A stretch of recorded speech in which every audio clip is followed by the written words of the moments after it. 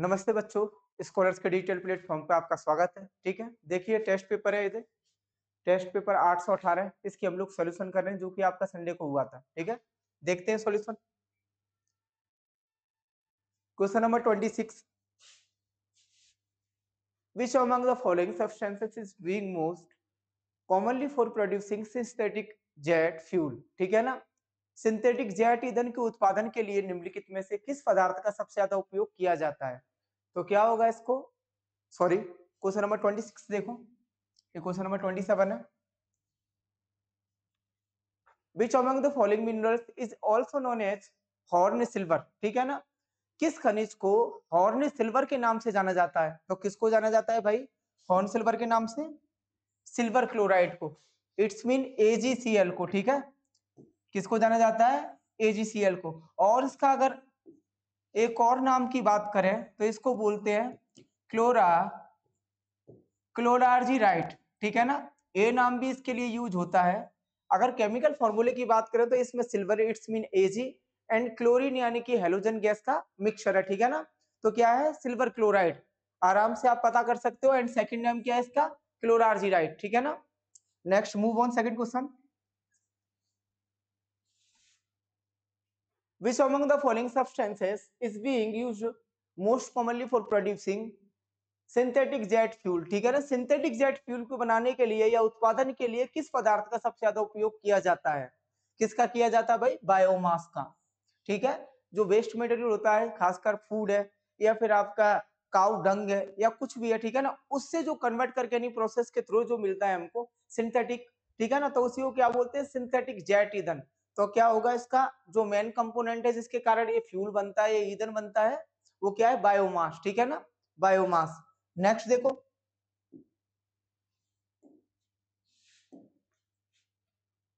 In the context of South America फेजेंडा is. ठीक है ना, फेजेंडा क्या है? दक्षिण अमेरिका के संदर्भ में आपको फेजेंडा के बारे में बताना है कि क्या है।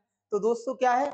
ब्राजील में कहवा, कहवा यानी कि कॉफी, क्या बोलोगे? कहवा यानी कि कॉफी जो होती है उसके जो गार्डन्स हैं, बागान है, उन सबको फेजेंडा बोला जाता है। ठीक है ना, ब्राजील साउथ अमेरिकन कंट्रीज है। ठीक है ना, ब्राजील क्या है? साउथ अमेरिका यानी कि जो साउथ अमेरिका कॉन्टिनेंट है उसका एक हिस्सा है। ठीक है ना, उसमें एक कंट्री है ब्राजील, ठीक, जिसकी कैपिटल क्या है? Rio de Janeiro. तो भाई ब्राजील में कॉफी के बागानों को बोला जाता है फेजेंडा। ठीक है, जो कि इसके नाम से पता चल रहा है, फेजेंडा। नेक्स्ट देखो,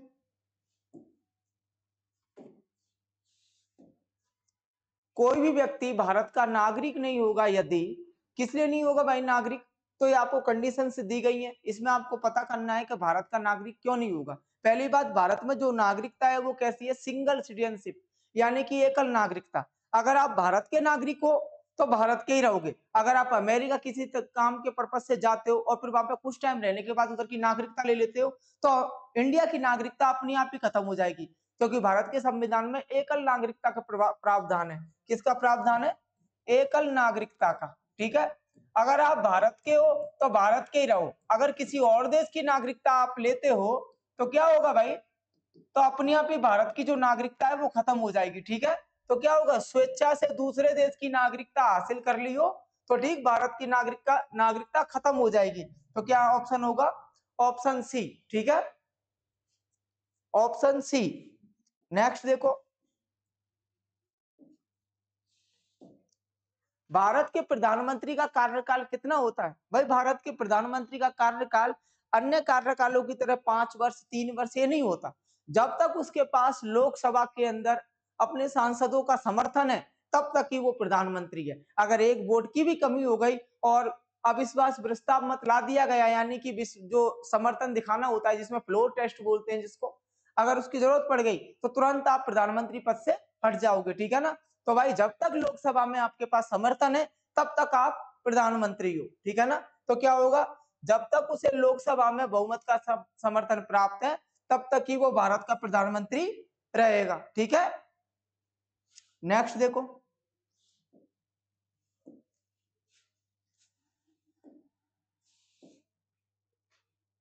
आर्थिक विकास के लिए पैरामीटर क्या है? ठीक है ना, जो आपका इकोनॉमिक डेवलपमेंट है उसके लिए क्या पैरामीटर्स रखे गए हैं? ठीक है, तो भाई क्या है आर्थिक विकास के लिए? अगर प्रति व्यक्ति जो आय है वो बढ़ती है तब आप बता सकते हो कि आर्थिक विकास हो रहा है, ठीक है ना। तो फर्स्ट पैरामीटर जो होता है वो होता है प्रति व्यक्ति मौद्रिक आय। क्या होता है? प्रति व्यक्ति मौद्रिक आय, ठीक है।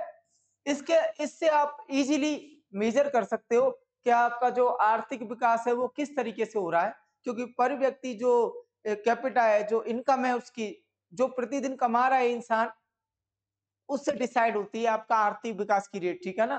तो क्या होगा? प्रति व्यक्ति मौद्रिक आय, ठीक है ना। नेक्स्ट देखो,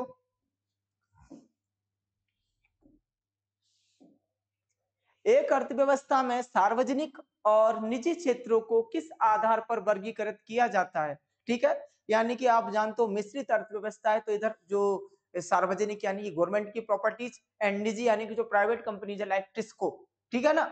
टिस्को यानी कि Tata steel and iron company जो है, ठीक है। तो कई सारी है हमारे यहाँ तो सार्वजनिक सॉरी मिश्रित है, जिसमें सार्वजनिक स्थायित्व भी है और साथ में वो भी है। लेकिन सार्वजनिक और निजी क्षेत्रों को किस आधार पर वर्गीकृत किया जाता है, वो भाई कंपनी के स्वामित्व पर डिपेंड करता है कि वो किसकी कंपनीज है, ठीक है ना। अगर गवर्नमेंट उसको ले लेती है तो वो गवर्नमेंट की यानी कि पब्लिक प्रॉपर्टी है, सार्वजनिक है। जैसे कि भेल है आपकी बीएचईएल, भारत हैवी इलेक्ट्रिकल्स वाला, जो कि आपका बिजली के संयंत्र बनाता है, उपकरण बनाता है, ठीक है ना। तो एक ऐसे प्राइवेट, और अगर सॉरी कैसी है? सार्वजनिक भेल जो है। और अगर प्राइवेट की बात करें टिस्को की, तो टिस्को कैसी है भाई? टाटा कंपनी, यानी कि जो जमशेदजी टाटा थे उनके जो एंसेस्टर्स है उनके नाम पर है, ठीक है ना। तो वो उनका निजी है। तो भाई ये कंपनी के मालिकाना हक यानी कि स्वामित्व पर आप डिसाइड कर सकते हो कौन सी प्राइवेट है और कौन सी सार्वजनिक। तो क्या बोलोगे? उद्यमों का स्वामित्व। क्या बोलोगे? ऑनरशिप ऑफ एंटरप्राइजेस, ठीक है ना। इस बेस पर आप उन क्षेत्रों को क्या प्राइवेट है या फिर गवर्नमेंट सेक्टर है या फिर पब्लिक सेक्टर से आप उनको अलग कर सकते हो कंपनी के स्वामित्व को देखकर, ठीक है। नेक्स्ट,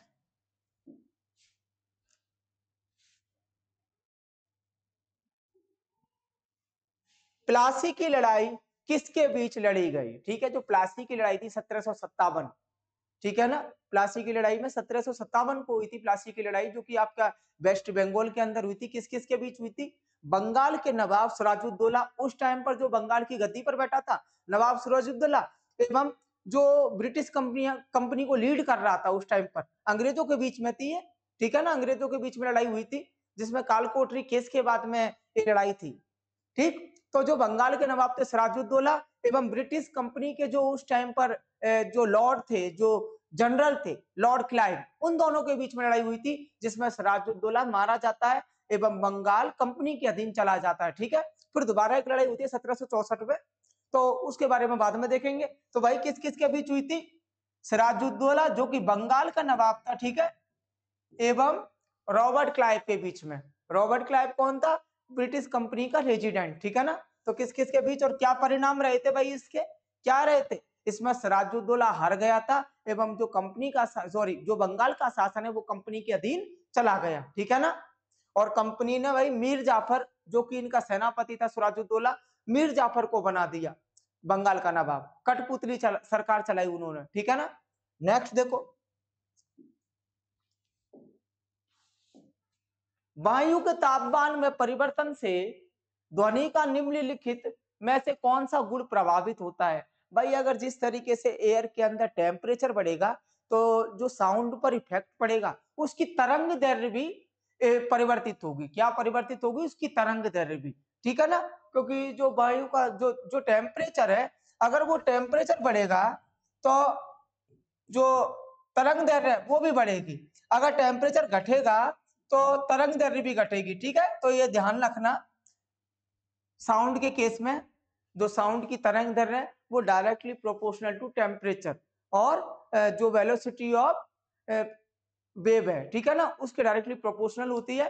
तो आप आराम से पता लगा सकते हो कि कौन सा गुण प्रभावित होता है भाई? तरंग दैर्ध्य, ठीक है ना। नेक्स्ट देखो, निम्नलिखित में से किस मेमोरी को प्रति सेकंड कई मदों को नवीनीकृत करना चाहिए? ठीक है ना। किस मेमोरी की बात हो रही है? तो भाई बार बार, और ऊपर देखो बार बार रिप्लेस करने की किसको आवश्यकता होती है? तो भाई डायनेमिक मेमोरी को, वो मेमोरी जो कि लगातार वर्केबल रहती है, ठीक है ना, उस मेमोरी को आपको बार बार रिफ्रेश करने की जरूरत होती है, और वो भी किस लिए, जिससे कि उसमें डाटा बना रहे, ठीक है ना, डाटा बना रहे, जो डाटा है वो बना रहे, इसलिए बार बार आप उसे रिफ्रेश करते हो, ठीक है ना। सो बार बार रिफ्रेश करना पड़ता है आपको डायनेमिक रैम को, ठीक है ना। डायनेमिक रैम का मतलब रैंडम एक्सेस मेमोरी, ठीक है ना। परमानेंट मेमोरी है, उसे बार बार रिफ्रेश करना पड़ता है, जिससे कि उसके अंदर जो डाटा है वो बना रहे, वो डिलीट ना हो, ठीक है। बार बार रिफ्रेश करोगे। नेक्स्ट देखो, निम्नलिखित में से किस शासक ने जजिया कर समाप्त किया था। भाई फर्स्ट शासक कौन था जिसने जजिया कर समाप्त किया था मुगलों में से, तो भाई अकबर ने समाप्त किया था। किसने किया था, अकबर ने समाप्त किया था, इसको ध्यान रखना। और फिर दोबारा से शुरुआत किसने की थी मुगल्स में से, औरंगजेब ने, ठीक है, औरंगजेब ने। फर्स्ट टाइम अगर इंडियन हिस्ट्री की बात करें भारत में, फर्स्ट टाइम किसने जजिया लगाया, जजिया लगाया, तो ध्यान रखना मोहम्मद बिन कासिम, ठीक है ना, मोहम्मद बिन कासिम। जजिया का मतलब क्या था, गैर मुस्लिमों से जो टैक्स लिया जाता था उसको क्या बोलते थे, जजिया, ठीक है ना। गैर मुस्लिमों पर कर, या तीर्थ यात्री कर इसको बोलते हैं, गैर मुस्लिमों से तीर्थ यात्री कर, ठीक है ना, गैर मुस्लिमों से, यानी कि जो मुस्लिम नहीं है वो अगर तीर्थ यात्रा करेंगे तो उन्हें टैक्स देना पड़ेगा। तो भाई किसने खत्म किया था इसको, अकबर ने। पुनः किसने लगाया, पुनः किसने लगाया, औरंगजेब, ठीक है, ध्यान रखना, पुनः किसने लगाया, औरंगजेब ने लगाया, ठीक। सबसे पहले किसने लगाया, मोहम्मद बिन कासिम ने, ठीक, सिंध प्रांत में लगाया था जजिया कर। और जजिया कर था क्या, जो कि गैर मुस्लिमों से लिया जाता था, ठीक है ना। उसके बाद में इसको समाप्त किसने किया था मुगल्स के टाइम पर, अकबर ने। फिर मुगल में किसने दोबारा लगवाया, तो औरंगजेब ने, ठीक है। नेक्स्ट, दाब के मापन के लिए, यानी कि जो वायु दाब मापता है, ठीक है, उस यंत्र को क्या कहते हैं, क्या कहते हैं भाई, बैरोमीटर। क्या बोलते हैं, बैरोमीटर, ठीक है, ध्यान रखना। बैरोमीटर दाब को मेजर करता है। थर्मामीटर क्या करता है, ताप को, टेम्परेचर को मेजर करता है थर्मामीटर, ठीक है ना, ताप को मेजर करता है। नेक्स्ट, हाइग्रोमीटर क्या करता है, जो वायु के अंदर आर्द्रता है, ठीक है, आर्द्रता को मेजर करता है हाइग्रोमीटर, आर्द्रता को मापता है। एनीमोमीटर क्या है, हवा की गति को मापता है, किसको, हवा की गति को, हवा की गति को मापता है। And you know about the thermometer, thermometer is for is used for measuring temperature, ठीक है ना, टेम्परेचर को। यहाँ दाब की बात की थी, प्रेशर की बात की थी, so we will always use barometer, ठीक है ना, बैरोमीटर से दाब का मापन किया जाता है। नेक्स्ट देखो, नेचुरल सिलेक्शन द्वारा ओरिजिनल ऑफ लाइफ पुस्तक किसने लिखी है, तो किसने लिखी है भाई, चार्ल्स डार्विन ने। किसने लिखी है, चार्ल्स डार्विन ने, ठीक है। चार्ल्स डार्विन ने नेचुरल सिलेक्शन नामक ये पुस्तक लिखी थी, जिनमें उनके जो वंशानुवाद है, अनुवांशनुवाद है, उसके बारे में बतलाया गया था, ठीक है ना, कि किस तरीके से जीवों ने अपना क्रियात्मक विकास किया, ठीक है, प्रकृति को ध्यान में रखते हुए। तो उसी के बारे में नेचुरल सिलेक्शन के में लिखा गया है। तो किसने लिखी थी भाई, चार्ल्स डार्विन ने, ठीक है। नेक्स्ट देखो, स्कर्वी रोग किसकी कमी से होता है, तो भाई स्कर्वी किसके कारण होता है, विटामिन सी की कमी से स्कर्वी रोग होता है। स्कर्वी का मतलब क्या है, आपके मसूड़ों से खून निकलना, ठीक है ना, मसूड़े कमजोर हो जाना, मसूड़ों से खून निकलना, दांतों की जड़ें कमजोर हो जाना, ये विटामिन सी की कमी से होता है। यानी कि अगर आप लगातार लंबे टाइम से खट्टे फल नहीं खाते हो, जैसे कि संतरा है, ऑरेंज है, नींबू आप बिल्कुल नहीं खाते हो, तो आपके मसूड़े अपने आप कमजोर हो जाएंगे। Because vitamin C is always increase immunity in your body, ठीक है। आपके शरीर की प्रतिरक्षा प्रणाली को मजबूत करने में विटामिन सी का काफी रोल होता है, जो कि किस्मों पर मिलता है, खट्टे रसदार फलों में। तो ध्यान रखना क्या है भाई, विटामिन सी। और जब आप इनका सेवन कम कर देते हो तो डायरेक्टली आपकी इम्यूनिटी के अंदर तो परिणाम दिखेंगे, रिजल्ट दिखेगा कि आपका प्रतिरक्षा तंत्र कमजोर हो रहा है, लेकिन साथ में आपको स्कर्वी रोग हो जाएगा, ठीक है, जिसमें क्या होता है भाई, दांतों से मसूड़ों से खून निकलना, मसूड़ों से कमजोरी होना, ठीक। तो किसकी कमी से होता है, विटामिन सी की से। विटामिन डी की कमी से क्या होता है भाई, सूखा रोग हो जाता है, रिकेट्स हो जाता है, ठीक है ना। इसमें क्या हो जाता है, हाथ पैर बिल्कुल पतले हो जाते हैं बच्चे के, खाल लटक जाती है, ठीक है। तो सूखा रोग, विटामिन डी किसमें मिलता है, किसमें मिलता है विटामिन डी, लाइट एनर्जी में, ठीक है ना, जो प्रकाश आता है सूर्य का उसी में मिलता है। Vitamin A is known as retinol, ठीक है, इसकी कमी से नाइट ब्लाइंडनेस यानी कि रात में दिखना कम हो जाता है। Vitamin B is very very, ठीक है ना, विटामिन बी क्या है भाई, थायामीन, इसकी कमी से वेरी वेरी रोग हो जाता है। तो यहाँ पे कर भी पूछा था, तो विटामिन सी क्या है, विटामिन सी की कमी से, ठीक है। नेक्स्ट देखो,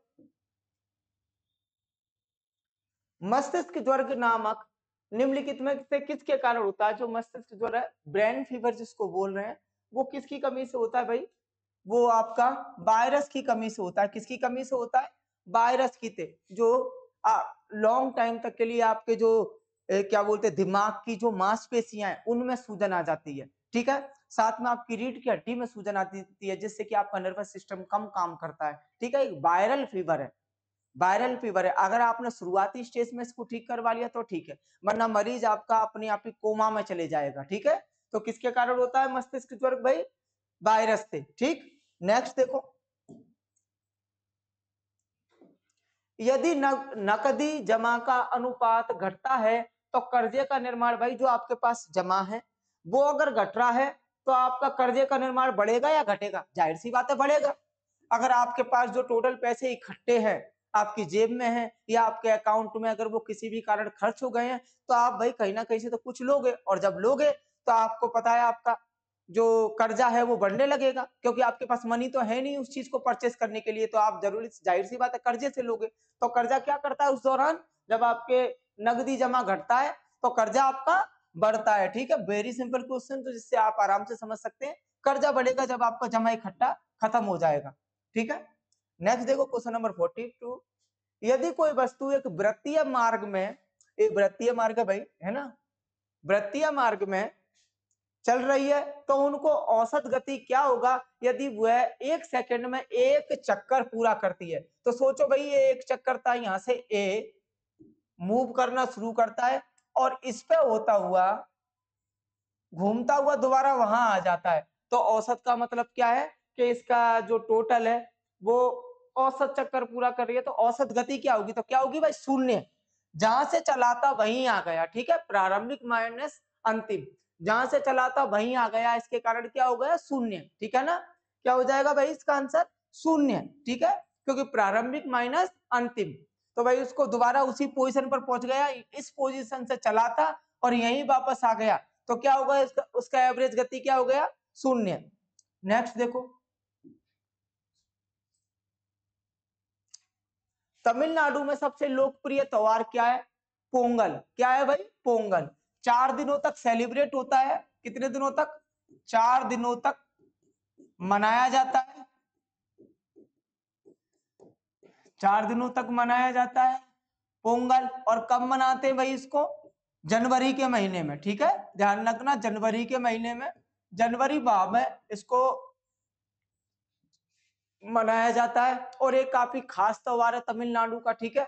इसमें जो बाकी उस टाइम पर, क्योंकि इसको क्या बोलते हैं पोंगल को, हार्वेस्टिंग फेस्टिवल, ठीक है, हार्वेस्टिंग फेस्टिवल, फसल उत्सव है ये वहां का, क्या है, फसल उत्सव, फसल उत्सव है वहां का। तो जो फसलें आती हैं उन्हीं से मिलाकर व्यंजन बनाए जाते हैं, भोजन बनाए जाते हैं, ठीक है, और अच्छे समय की शुरुआत की जाती है तमिलनाडु के अंदर। तो भाई क्या है, पोंगल 4 दिनों तक सेलिब्रेट होने वाला त्योहार है। कैसा त्योहार है, फसल उत्सव है, ठीक है ना, जो फसलें आती हैं उन्हीं के व्यंजन बनते हैं इसमें। और दूसरा क्या है, किस मंथ में सेलिब्रेट होता है, जनवरी के महीने में, ठीक है, तो ये ध्यान रखना पोंगल।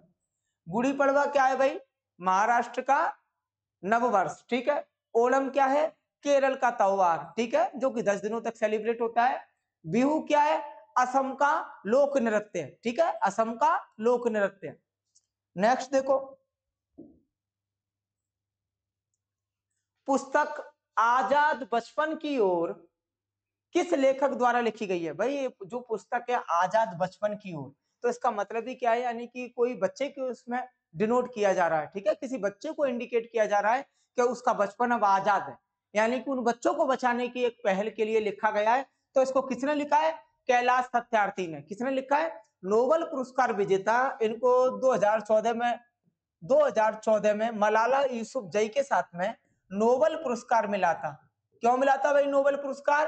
क्योंकि इन्होंने कई बच्चों को, कई लड़कियों को, कई औरतों को उनके घर पहुंचाया था जिनका व्यापार होता था, ठीक है, इन्हें बेचा जाता था, खासकर बच्चियां स्पेशली, जैसे कि कुछ स्टेट की आप समझ सकते हो, उड़ीसा है, बिहार है, झारखंड है, यहाँ की युवतियों को पूरे भारत में और गल्फ कंट्रीज में बेचते थे। यानी कि जो ह्यूमन ट्रैफिकिंग की जो घटना है, यानी कि जिसमें मानव को बेचा जाता है, ठीक है ना, उसको रोकने के लिए कैलाश सत्यार्थी ने क्या बोलते हैं पहल की थी। इसको यूनाइटेड नेशंस ने सराहा। उसके बाद 2014 में इनको नोबेल पुरस्कार जो समिति है उन्होंने इसको पुरस्कृत किया था, ठीक है। तो ये उन्हीं की रचना है जो कि बच्चों के लिए उन्होंने लिखा है, आजाद बचपन की ओर, ठीक है, ध्यान रखना।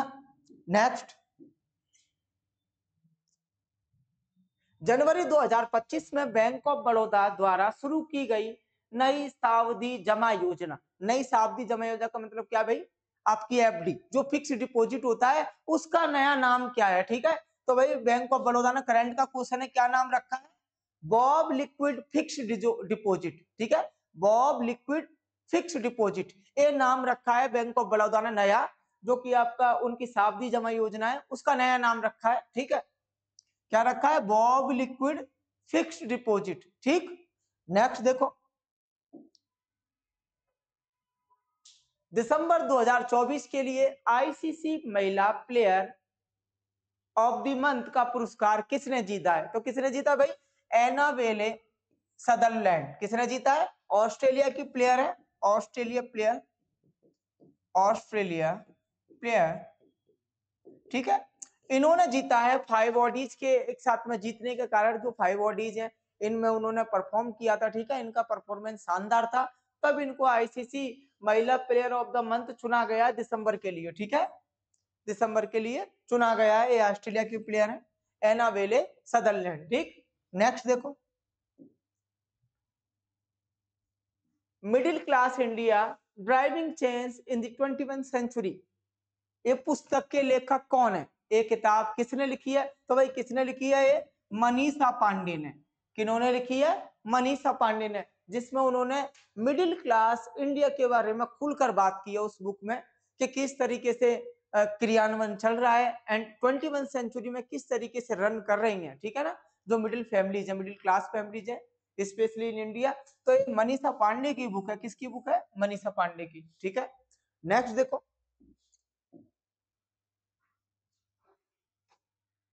गान नगाई उत्सव फसल के मौसम के अंत की याद में मनाया जाता है और मणिपुर में मनाया जाता है। मणिपुर में गान नगाई उत्सव कौन सा समुदाय मनाता है? तो भाई कौन सा मनाता है?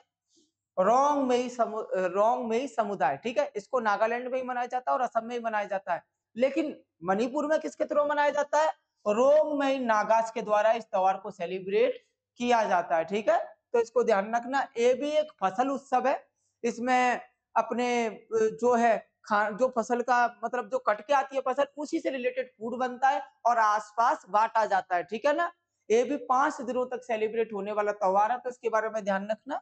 ये आपका नॉर्थन ईस्टर्न पार्ट यानी कि मणिपुर में सेलिब्रेट होता है, ठीक। नेक्स्ट, भारतीय क्रिकेटर बोर्ड के कोषाध्यक्ष के रूप में किसे चुना गया है? तो भाई किसको चुना है? प्रभतेज सिंह भाटिया। किनको चुना गया है? प्रभतेज सिंह भाटिया। और सचिव कौन है?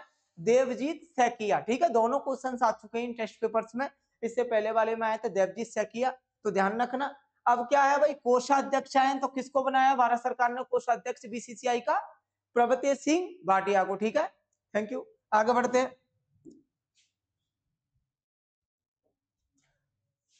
Who won the 2025 Australian open singles, ठीक है ना। ये टेनिस का क्वेश्चन है, आप जानते हो इसमें स्लैम्स या ओपन की बात की जाती है। तो भाई जो ऑस्ट्रेलिया ओपन है वो किसने जीता है? तो किसने जीता है?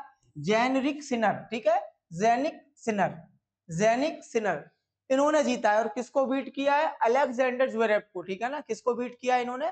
अलेक्जेंडर ज्वेरेव को। तो ध्यान रखना किसने जीता है? जेनिक स्वेर। इन्होंने 2024 में भी काफी अच्छा परफॉर्मेंस दी थी, 2 टाइटल्स इन्होंने अपने नाम किए थे, इसको भी ध्यान रखना। 2024 की जो टेनिस ओपन की लिस्ट है एक बार उसको आप जरूर पढ़ लेना। थैंक यू सो मच, अगर कोई प्रॉब्लम हो तो पूछ लेना। अगर कुछ लगे आपको कि कुछ एक्स्ट्रा चाहिए तो उसको कमेंट सेक्शन में आप जरूर मेंशन करना, ठीक है। Thank you.